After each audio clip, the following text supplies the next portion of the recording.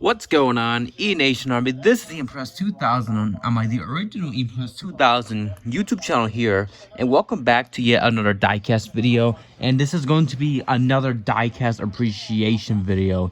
In this case, this is going to be Kurt Busch, who announced his retirement 9 days ago at Daytona for the Daytona 400, the second Daytona oval race. Unfortunately, Kurt Busch suffered a qualifying crash at Pocono last year, suffered a concussion due to the lack of safety of the Gen 7 cars last year, and I was trying to be hopeful to see if Kurt Busch can do some cup races to have a proper retirement, because I think he was originally going to retire in 2023 alongside Kevin Harvick. I think, don't quote me. I was hoping, a lot of us were hoping that he'd be back and do like some races or even one last race for a better send-off. Unfortunately, no, we will never get a better send-off for Kurt Busch. His last hurrah is the 2022 New Hampshire race. So, to honor Kurt Busch's NASCAR, well, racing career in general, I'm going to be showing off all the Kurt Busch diecasts I have as of making this video. Of course, in the future, there'll be more Kurt Busch diecasts that I'll own. So, yeah, I think I got every Kurt Busch car I have. Hopefully, I'm not forgetting everything after any car after this video's done. So, let's get into it. So, first up, this is Kurt Busch's 2020 gear wrench Chevy Camaro Z01 1LE from Chip Ganassi Racing. Even though this is 2020, Kurt Busch won at the second Atlanta race in 2021 with this livery. I love this gear wrench cars. Next up, this is Kurt Busch's 2008 Youth Dodge Charger from Penske Racing, I believe it was called at the time. I remember seeing this car as a kid. It was nice, but then when I got a bit older, while I was younger, I would like it or dislike it with the blue rims, because I love the gold rims from 2010. But looking at it now, I do like the blue disc, but the 2010 Miller Lite version of Kurt Busch is honestly still better in my opinion.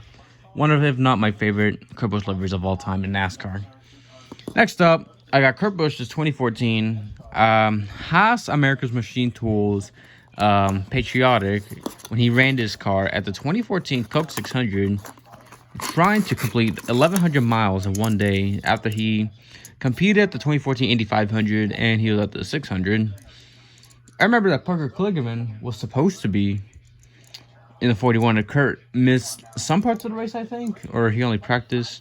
But yeah, unfortunately, Kurt blew up somewhere in the race. So yeah, but here it is, beautiful car. So yep.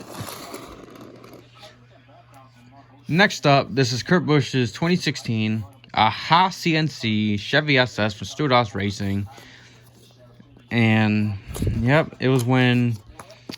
It was Haas and Monster Energy. Like, I think at the time Stewart Haas Racing was starting to have like two sponsors of one car with two different designs. So yeah, I guess you could say this is like a youth version because there's no Monster Energy. But or you can just say it's a Haas car regardless.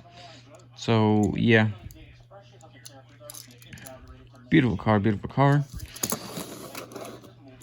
Next up, this is Kurt Busch's 2018 Haas CNC Ford Fusion throwback for Darlington Week in 2018, when he was throwing it back to 2003 with the iconic finish of the first Darlington race of 2003 between Kurt Busch and Ricky Craven, and Kurt finished second in that photo finish, and that finish also saved Darlington. And next up, we got Kurt Busch's 2022 McDonald's Toyota Camry from 23XI Racing, my first Toyota Gen 7 car that I ever got. And it was a throwback to Bill Elliott back in 1996, I believe. Ah, crap. I gotta open this box to get this car out. Crap. Give me a second. I do apologize.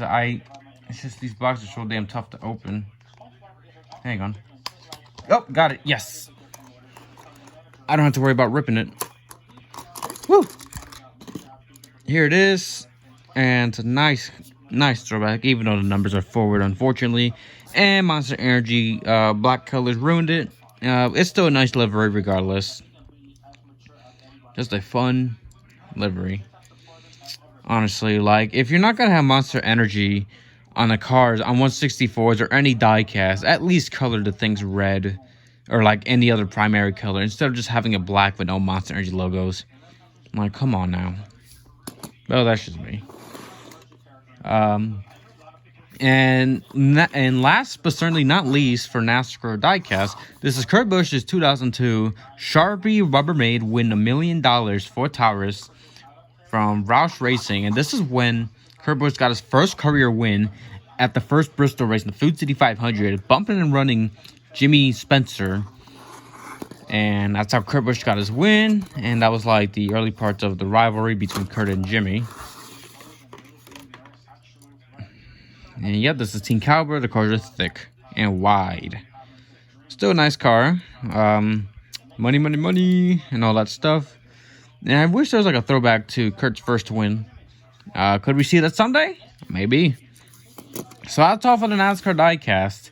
And here, as an IndyCar fan, here is this beautiful livery. It's Kurt Busch's 2014 shirt tone Honda Delaware from Andretti Autosport when Kurt ran the 2014 Indy 500, and that will be his only IndyCar race.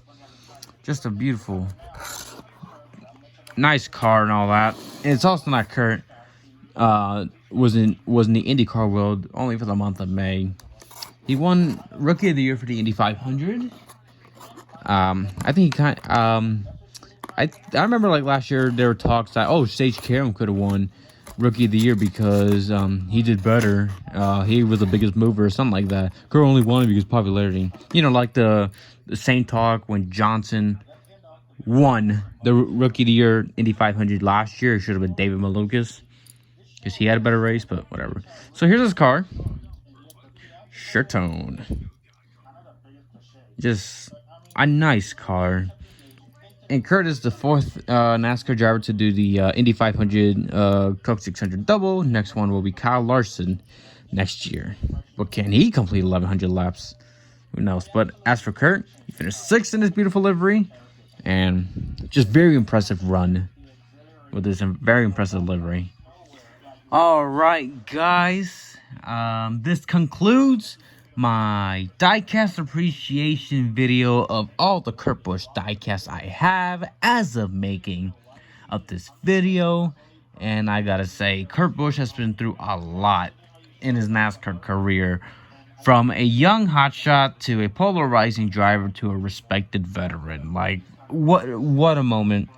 What a career Kurt Busch had. Just wow. That's all I can say. I do remember when Kurt was like the driver in Penske and the early parts of Phoenix Racing.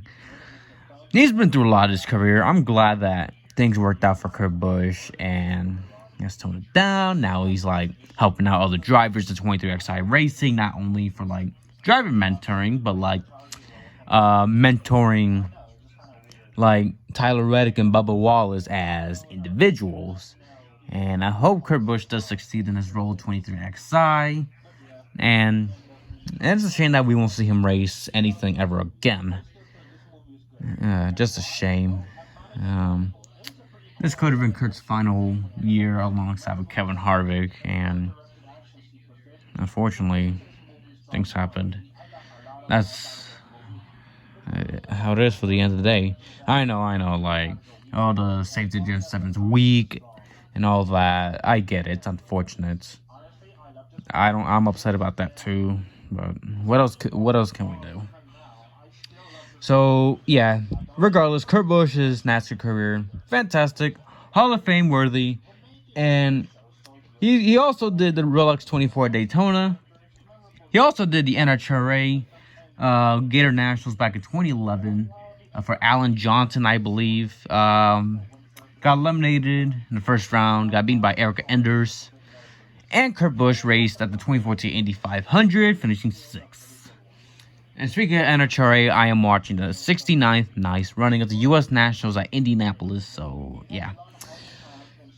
So, Kurt Busch, thank you for everything you've done in your racing career. You are a legend.